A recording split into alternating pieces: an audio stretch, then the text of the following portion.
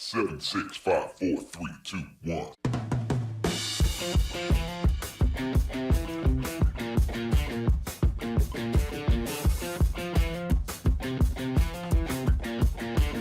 Hi, and welcome to the Marketing Essentials podcast. Our unique team helps small businesses grow by providing essential marketing expertise.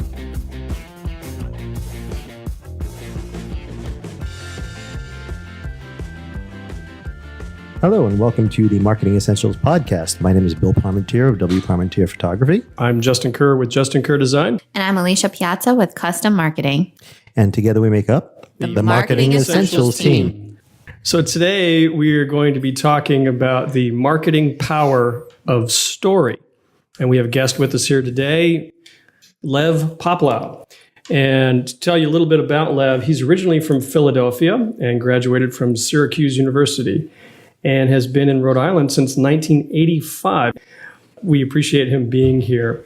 Lev has 30 years of experience with marketing communications and has skill sets in business, healthcare, nonprofit, and arts environments. So today he consults with small and medium-sized nonprofits and businesses using the power of story to help them with all aspects of their marketing communications. Now, that's some of what we're going to be talking to you about today, right? Great. So give us just a little bit of background in, talking about your why. So obviously you use the power of story in helping your clients with their marketing.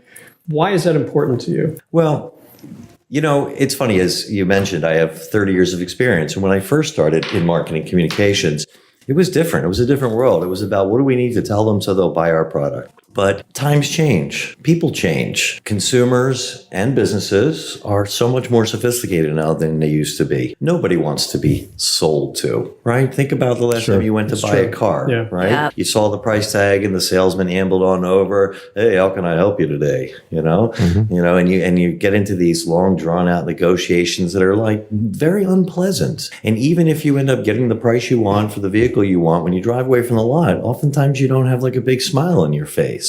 No, it's almost like, wow, I survived that. I feel drained after something like that. Right. Yeah. And I realized a number of years ago that people, especially I think younger people today, and they are the core of the consumer today, people don't want to be sold to. They want to know, why should I care about this? Why should I give you my money? Why do you, not what are you going to do to pry it out of my wallet, but why should I give it to you? So I began changing the way I did marketing communications a good 10 years ago, maybe longer, as it just dawned on me that people want to know, well, what do you do? And why do you do it? Mm-hmm. Because if you care about what you do, then maybe I will too. And also in the marketing world today, internet has infiltrated all aspects of our lives. We can directly market to people much more easily than we used to. And so it helps to tailor our message. Most companies now understand, I don't need to reach everybody. What we used to call in the old days, show you how old I am, the spray and pray technique. Oh, yeah, I'm familiar with that. Okay. That It's still popular in my neck of the woods. Is it? But I think that most of the people that I work with, and I shouldn't say most, I would say all, because this is how I present myself. I'm not here to sell you. I'm here to tell people about you. I want to know your story. What do you do? And why do you do it? Because then we can reach the people who are going to care about that why. Exactly. And that'll help you connect with them. Because what's another issue that we hear about? That there's no more loyalty in the world. Mm-hmm. Okay, well, in many respects, there's not. But if I connect to you, then you'll think of me. I'll be in your consciousness and we'll do repeat business. And all businesses want repeat customers. So, absolutely, yeah. So I think that's, there is a power in story.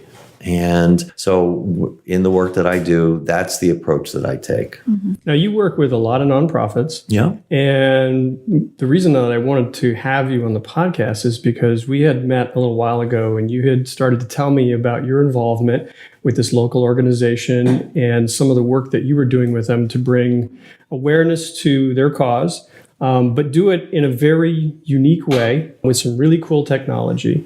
So why don't you give us a quick little background on that and tell us about this involvement with this local organization? Because I think it's a fantastic story. Right. Thank you. Well, I'm pretty sure the local nonprofit you're talking about is the Sondra Bornstein Holocaust Education Center. Yes. And It's funny how we came together because on a personal level, I'm connected to that issue.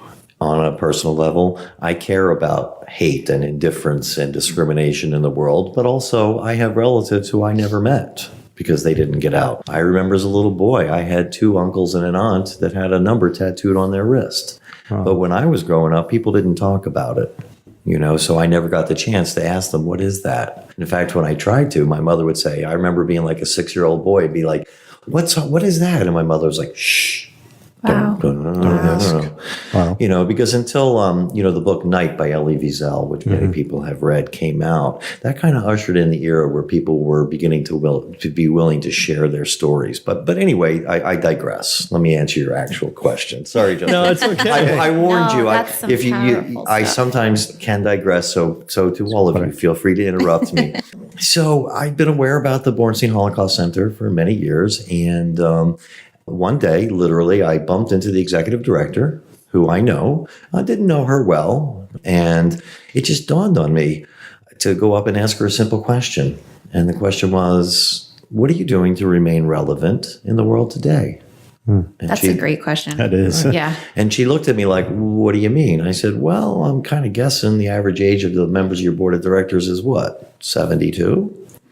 And she's like, yeah, that's a pretty good guess. And I'm like, and do you use Facebook? Well, we got a Facebook page. Oh, and are you on Twitter and Instagram? I said, what are you doing to reach people? Well, we have these great programs and people come to them. I was like, oh. And so I was like, can I, talk to you about this? Her name is Meirani Zaidman, and I love her. And she and I have developed an incredible relationship over the years. And we sat down to talk, and I was like, Meirani, the world has changed. The world is no longer build it and they will come. The world today is you need to reach people where they are, and where they are is on social media. Now, I get that the average 70-year-old person may not be on social media, so I'm not saying that we should stop doing press releases and writing newspaper articles and printing flyers and distributing them in places. That we should continue to do that, but we need to attract a younger audience, because where are your future board members, your future donors, and your future volunteers coming from? Sure.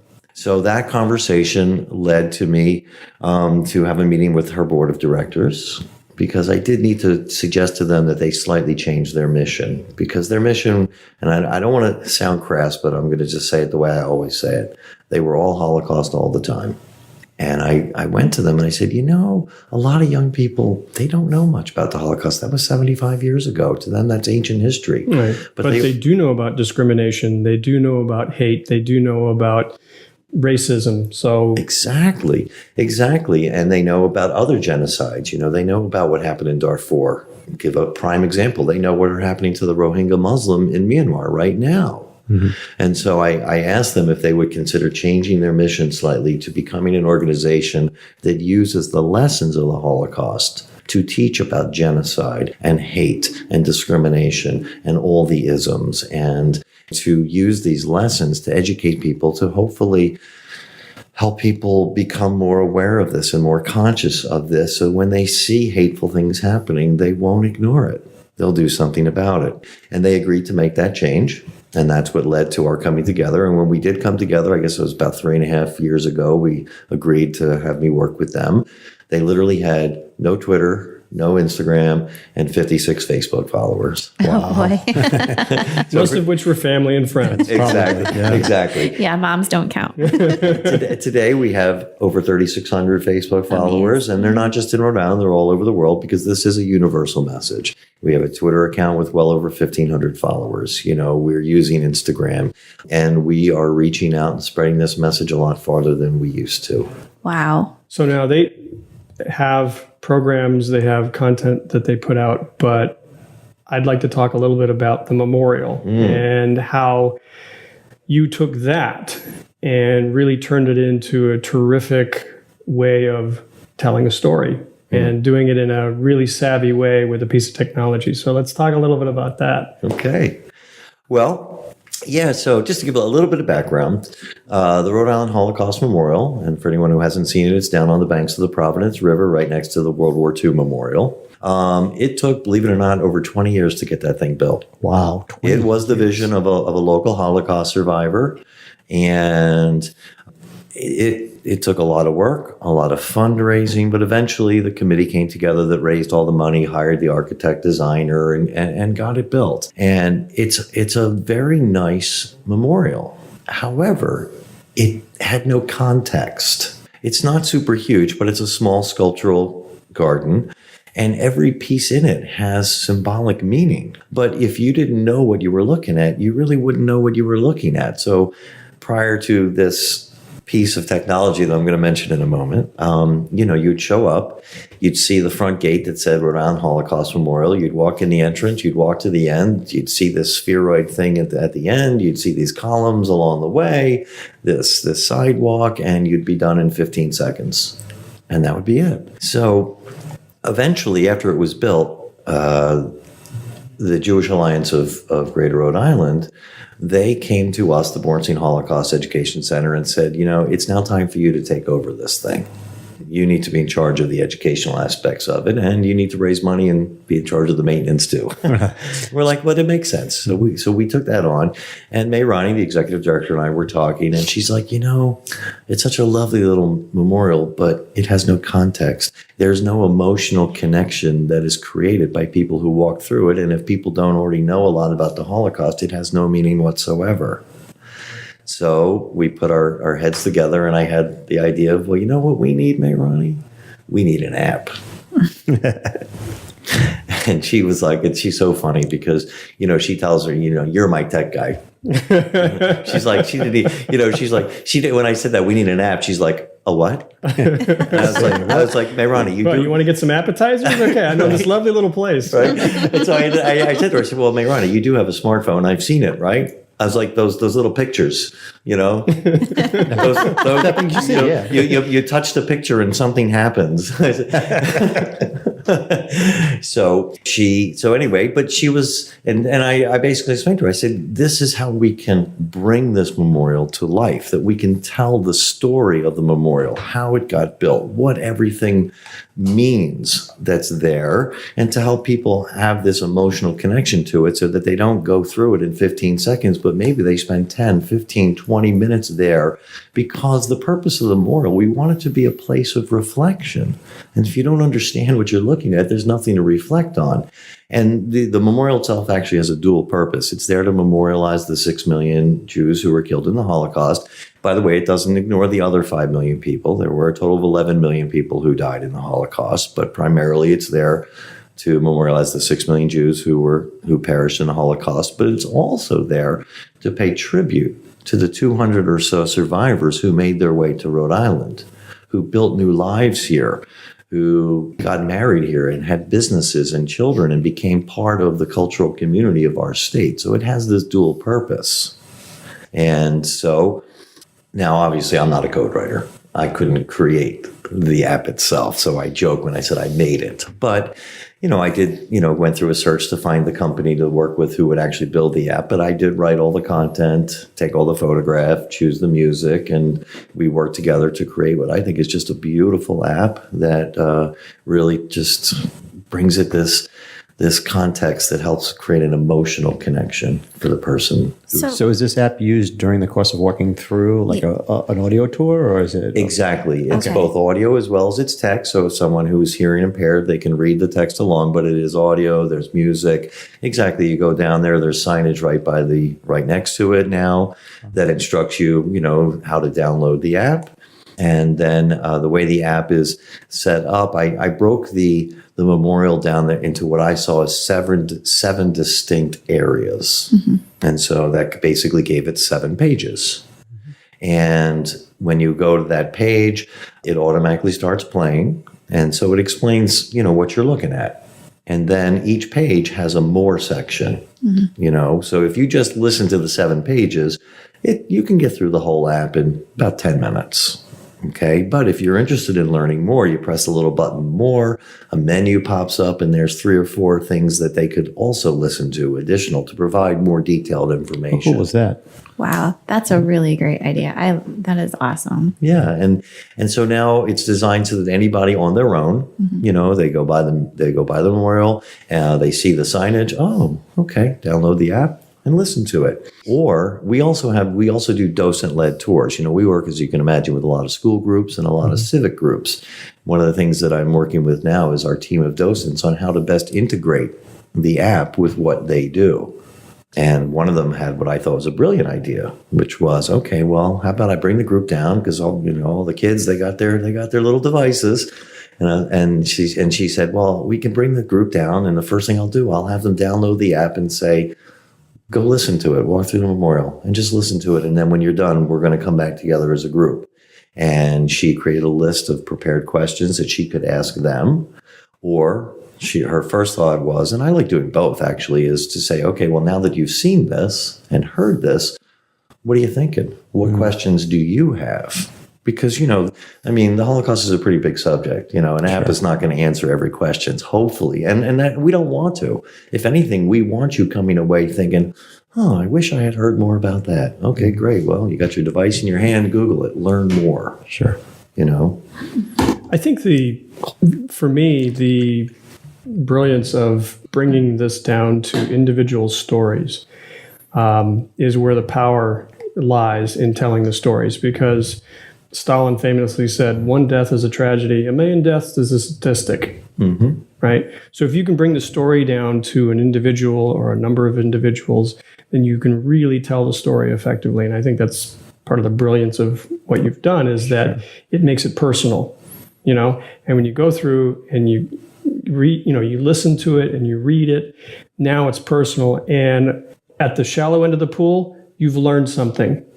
You've learned a little piece of history. You can have an appreciation for the memorial. At the deep end of the pool, it may spur you to read further, find out more, maybe even become active in the organization. That's what I was thinking about. Or to get involved in some way, whether it's our organization or another organization that works to combat areas of hate, because there's a lot of them, there's racism and sexism. And I joke, and I don't mean it to be crass, but, all the isms. And there are organizations all over the place. So as much as we'd love people to come volunteer for us, we would love them to feel like, oh, I can't keep walking through the world the way I have been. I've got to do something to help somebody else. I hear our ad. I didn't realize it would start the audio right away. He did say it would start the audio as soon as you went to the page. Yeah, well, okay, so I was just looking at the app. Justin likes to do things in real time. I know. Justin likes to learn by experience. I am an experiential learner, yes. Well, it's so funny, Justin, and I don't mean to interrupt you, but I just want to say something. So as you can imagine, I wrote the script. I worked with the person who recorded the script. I have heard that script like 1,000 times already. Right. And something, though, about it, every time I hear it, I still get a little flutter inside. Sure. Wow. Yeah. Sorry to interrupt you. No, that's fine. I was just taking a look at the app. So you took all the pictures for the app? Oh, it's terrific. Well, that comes back from my art background. For about 10 years, I was a working artist, and photography was my primary medium. Okay. Nice. And then when you got tired of starving to death and you found something else to do. Hey, wait a minute. Wait a minute here. Very well done. Look at me. I am not starving. Okay. All right. So if someone wants to, I think Alicia has a question. I Good do. luck, Alicia. If obviously, I'm sure if they go to the memorial, there's a sign there that tells them how to download the app. But if somebody is listening to this, do they just go to the App Store and look for the Rhode Island? Go ahead and. Thank you for asking, Alicia. Yeah, you can. It works on any and all devices. You can go to the Apple Store, you can go to Google Play, and you just type in Rhode Island Holocaust Memorial. And we'll actually put a link to that in the show notes so that anybody that's listening can just go ahead and click directly to it. Great, thanks, Bill. No problem. What gave you the idea for the app? Of where did that come from? I mean, I love it. It's powerful. Where did it come from? It just, as I mentioned, Mayrani Zabin, the executive director of the Bornstein Center, we were just talking, and it was around the time, because as you can imagine, it took months to develop this thing. It's not, anyone who's ever built an app, it doesn't happen overnight. If you really want it to be good, you're working on content for months. And so it goes back maybe 6-8 months ago. I was having a conversation with Mayrani. It was at that time that we had taken over the maintenance and educational aspects of the memorial, and we were talking about it, and Mayrani said to me, it's a nice little memorial, but I got to be honest, it doesn't touch me. Wow. And if it doesn't touch me, someone for whom Holocaust education is my life, What's it doing for everybody else? Right. What kind of emotional impact would it have on someone who knows very little about this? Right. And that just got me thinking again, going back to what we started off talking about, the power of story. And I just thought, well, we need people who are there. I said, there's not a lot of words there. There's not a lot of stuff to read. I said, somehow we have to tell the story. People, they need to know, well, how did this thing get built? What does everything they're looking at mean? So did you take that into account when you started working really hard on the social media aspect of, you said, like you said earlier, you built up the Twitter following, you built up the Facebook. What steps did you take to build that up? What type of content were you looking to put forth? Right. And that's a great question. And yeah, absolutely. And the content I put up, what my goal was to use our social media to make us a resource. Okay. And so I didn't want to just tell our story and about the things that we do. I wanted to tell the story of hate in the world. A bigger picture. Yeah, a much bigger picture. powerful. That's you awesome. know? And so when you look at our social media, what you'll see is there's a mix of articles from around the world and videos from things that are happening in America and other countries, as well as original content about some of the programs that we do. Like when we send a speaker out to a school, I always tell our education director, take a couple of pictures, and, so it's a mix, but we want to be an educational resource for anybody who wants to, learn about hate in the world. And you used the word connection before, to make a connection with these people who are coming to the memorial. And I really love the app because, you go to some places and they have, like little stands out with things you can read about what they're looking at. And that's great. But you can only put so much information on maybe a page in front of a monument or something like that.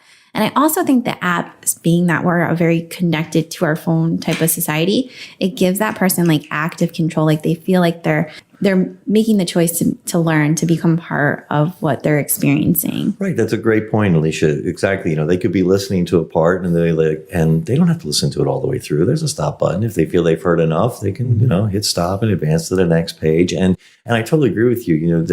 There's always place for printed materials, but first of all, this is an outside memorial. Mm-hmm. Yeah. So unless your printed materials are like engraved in stone, that doesn't work very well. Mm-hmm. And also, right, it is about the connection. We are a wired generation. Mm-hmm. People have their devices. I mean, when I look at my smartphone and I think to myself, wow, where would I be without this thing? My life is right here now. Sure. And I use it for so many different ways. And there's something about hearing somebody. Because like I mentioned earlier, it is in text so people can read it if they're hearing impaired. But the idea that you're being told something, you're listening to a comforting voice tell you a story while you're able to actually look at what's in front of you. Because that's another thing about when you're reading something. How are you interacting with what's in front of you? Mm-hmm. When you're reading something this way, you just turn it on and it starts talking to you. And now you can be fully immersed in your surroundings at the same time. And something else that I love about it is because it's an app, you download it, but when you leave, you got it with you. You still have it. You still have it. Because again, our goal is to spread this message and educate as many people far and wide if we can. Now, I don't know if it's going to happen, but I have this image, right? Remember when you were a kid, you came home from school, especially when you're on a field trip, right? Mm-hmm. You got home from school. What did your parents ask you? How was your day? What did you do in school? Yeah. Right? Tell us about the trip. Yeah. Tell us about the trip. Oh, well, we went to the Holocaust Memorial today and they had this app. Mm-hmm. Oh, really? Mm-hmm. Can I see it? Well, guess what? Now we've reached their parents. Yep. Right. And we've educated, it's like a second step education piece to them. Because you don't have, and that's another nice thing about, beautiful thing about an app. You don't have to be there. Like, obviously it's most effective if you're there when you're listening to it, but the bottom line is you could download it at any time and you could listen to it at any time. Mm-hmm. Now, apps, are ubiquitous. It's, everybody's familiar, even as you told us, even some of the septuagenarians now are familiar with what those little pictures are on their phone. But I'm guessing that, you've already thought about, okay, where do we go from here? And, there's upcoming technology now that's being developed and refined. Things like augmented reality and even virtual reality. So have you started to think about, okay, what's the next step for this? Yes, absolutely, we have. The app is up and running, and it's like 95% complete, in my opinion. There's a couple things that are still missing that I'm still working on that are going to be added. I mentioned earlier that there's that two-sided purpose, and one of the sides is to pay tribute to those survivors who made it to Rhode Island to build new lives for themselves. And part of the memorial itself, on the inner curb, are engraved the names of those people. And one thing I'm doing now, which is I'm developing stories about what not their stories of survival. Because it's funny, I mentioned I'm like the communications director for the Bornstein Center, even though they're my client. And so I'm interviewing survivors all the time and writing their articles, but it's always focused on, what happened in the Holocaust. What we want to do is accumulate 2 or 3 stories from people of, okay, well, we know that experience was horrible, but let's talk about how did you get to Rhode Island? And once you got here, what happened? Did you meet your husband here? Did you open a business? How many kids did you have? How many grandkids did you have? So that's the next step, and that should be hopefully done within the next 6 months or so. That there will be some great stories. Yeah, that when you're in that section of the app, there will be. I mentioned each section has more. That when you pull up the more in that section of the app, there will be those 2 or 3 stories, and you'll open it up, and it'll be an audio, but there will also be a bunch of photographs. So there will be something to look at while you're listening to that. But the ultimate next step. And this is going to be a ways off in the future. I'm not going to say it'll even be 2019, although I'd like it to be 2019. It might be 2020 is AR, as an example. AR. And so if people listening don't know what that means. Augmented reality. We use the marketing lingo sometimes. Right. Got to put another dollar in the jar now, right?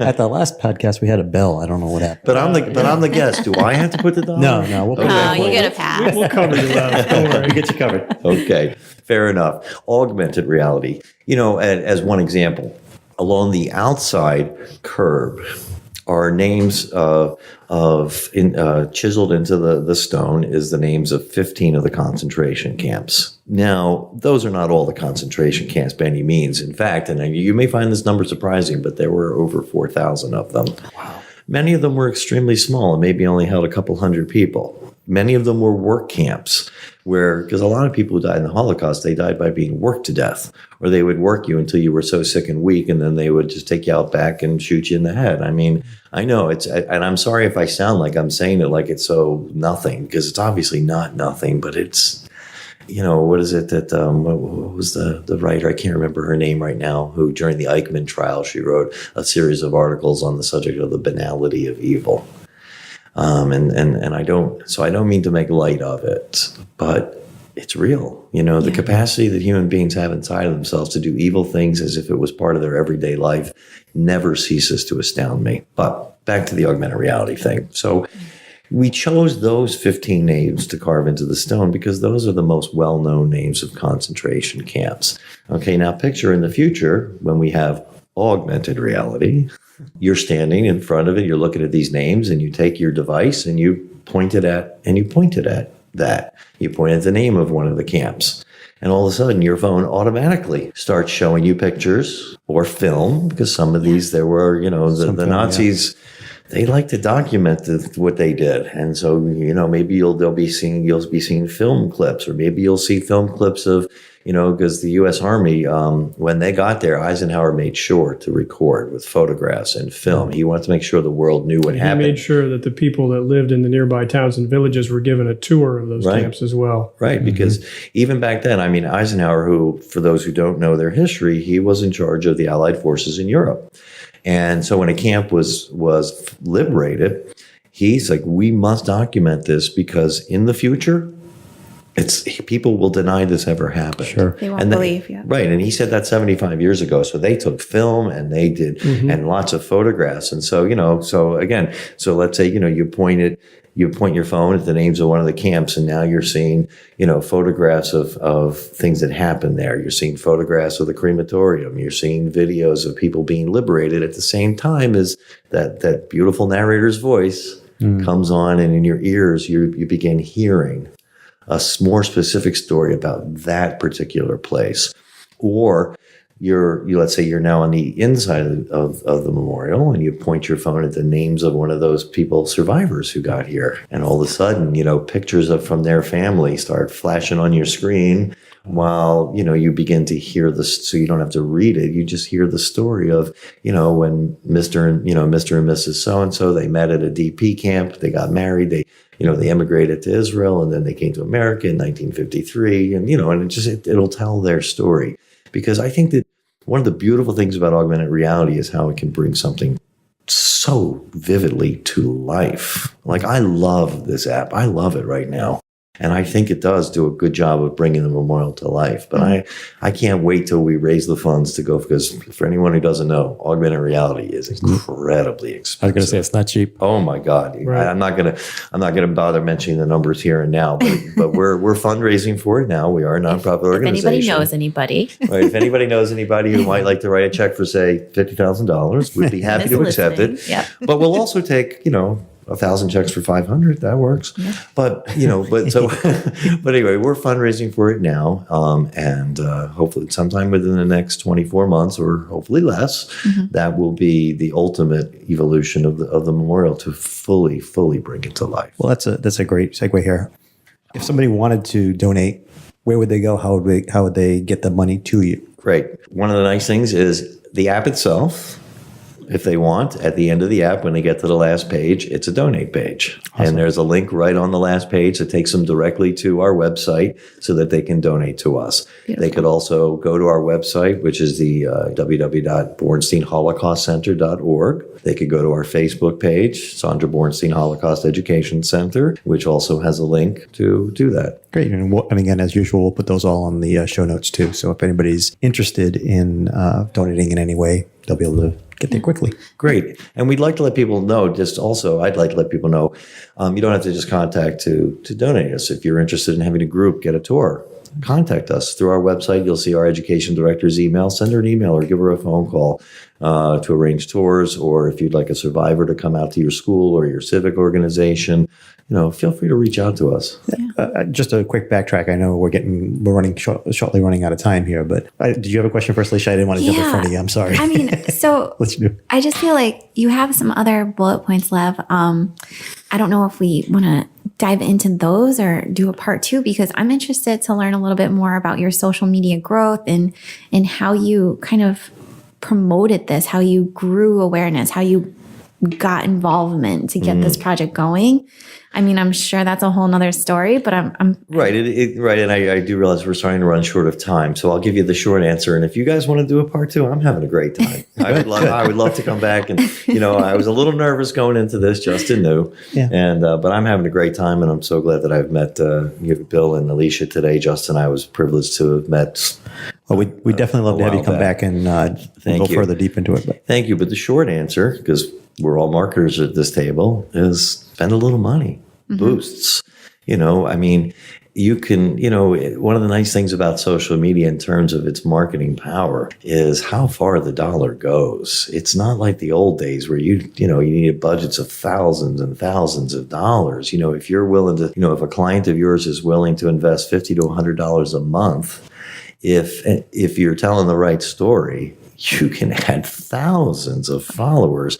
And, and some of the clients, as obviously I have other clients also, some of them have thousands of followers. Some of them also only have hundreds. But I also say it's not necessarily about the number of followers you have. It's reaching the right people. Exactly. Right, it's reaching the right people. I have some clients, their mission is extremely specific. And again, we could talk about this more in the future also, which is, how do we use those marketing tools that have been created to reach out to those people that we specifically want to get our message to? Sure. I'm going to head to your Facebook page after this and like the page. And I'm not going to download the app because I'd actually like to go to the memorial and do it there. Cool. I'm just blown away. And I feel like the majority of my comments today have been wow. Because wow, this is really great. If I can ask one more question, you. I know, like I said, we're running out of time, but I'm impressed by what you're talking about as far as getting with survivors, getting their stories down while you can. I got to believe it's starting to get to the point where it's imperative at this point to start getting these stories down. Well, that's a good question, because I think we started by Justin asking me how did I come to work with the Bornstein Center, and I had posed the question to the executive director, what are we doing to remain relevant? Well, an extension of that question is the fact that in another 10 years, there will not be any more survivors left alive. Yeah. A young survivor, someone who was only 6 or 7 years old when it happened, is now in their mid 80s. Okay, it was 75 years ago. If you were 6 years old, you're now 81. Sure. Okay. So time's imperative. Right. So time is imperative. And this is something that, again, it's too involved for today, so I'd love if you want. But there is something called New Dimensions in Testimony, which we're actively fundraising for right now, that we're going to be bringing to the Bornstein Holocaust Center. I don't know if you're familiar with the USC Shoah Foundation, which was founded by Steven Spielberg back in the 1990s when he began videotaping testimony from survivors to get video records. Well, they have developed, and right now it's only available in 4 places in the world. And we hope to be like number 5 through 7. All right. It's imagine a 3-dimensional holographic projection of a survivor that doesn't just talk, it's not like when a survivor goes to a school and they give a speech. It's fully and I've seen demonstrations. We've gone out and seen this thing. Wow. Within 5 minutes, you forget that you're sitting with a hologram. You feel like the person is right there, and it's a conversation. That's crazy. You get to ask them questions. So, where were you born? How many brothers and sisters? What village? Where are you from? What camp did you go to?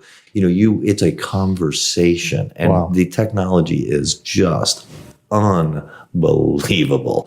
It's called New Dimensions in Testimony. Right now, you can see it at the Holocaust Memorial Museum in Washington, D.C., Yad Vashem, which is the Holocaust Museum in Israel, the Holocaust Education Center in Skokie, Illinois, which anyone as old as I am remembers what happened there with the Nazis marching in the streets in the 1970s. And the Holocaust Museum in Toronto. Those are the only 4 places where you can see it presently. We've been fundraising for well over a year now, and we're more than halfway to the goal. I can imagine that's not something that's cheap either. Oh, you're talking an initial investment of about $250,000 to have the equipment, and then there's going to be an annual fee of probably $25,000, $30,000 per year. But it's something we are really committed to doing. Last summer, not this past summer, 2018, but 2017, I had the pleasure, because I also have a bit of an event production and management background as well, of working on an event that happened the summer of 2017, where in one weekend we brought in about $70,000. That was all. We've created an endowment that's just for that. Yeah. I'm in the process of writing a couple of grants to see if we can get some grant money. But so that's something that's happening that is going to be our answer to, when there are no more survivors. What do you do? This will keep them alive. I can't think of a better use for that type of technology. That is amazing. It is. Yeah. Sure. Yeah, that's, the educational value is off the charts. Yeah. Well, thank you so much for coming in and talking to us today. We could probably go on for another 4 hours. Easily. I'm blown away. Yeah. We really appreciate it. And this is, like when I originally talked to you, this was such a great project and such a great cause that it was a no-brainer to have you on and talk to us. It's been a pleasure talking with you. Well, I just want to thank all of you for welcoming me here today. It was a lot of fun. Good. All right. Is it time for our shameless plug? You do a shameless promotion? Yeah, we do. Oh, absolutely. Who knew? So we'll be, of course, putting this into our list of podcasts that are going to be published. And you can find all of our published podcasts on our website at marketingessentialsteam.com. You can also find us on Facebook at Marketing Essentials Team.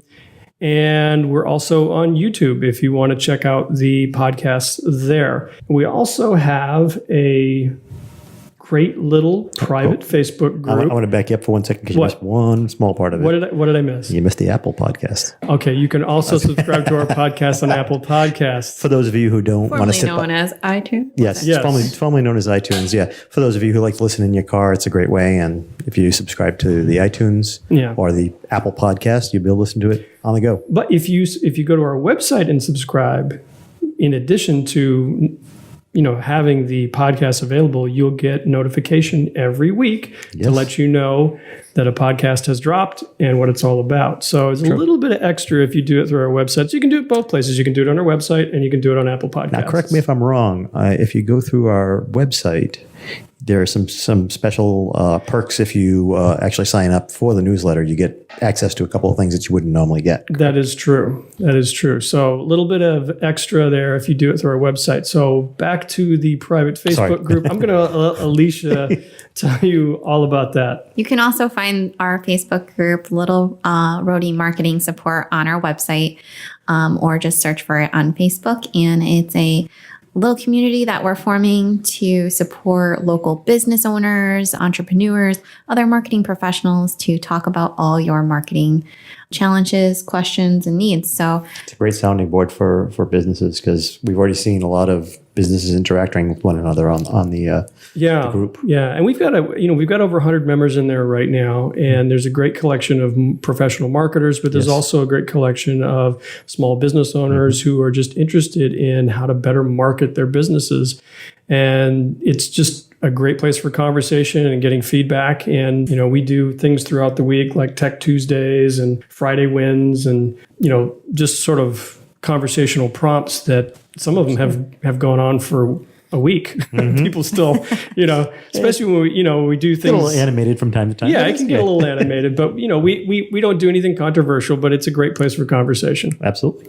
all right, guys. So I think that was all the shameless plug that we could plug. Well, right? I'm sure we can come up with more if we waited long enough, but I think Right. we're good for now. So I think we're going to wrap this one up. So until next time, we'll see you next week. Bye-bye. Bye.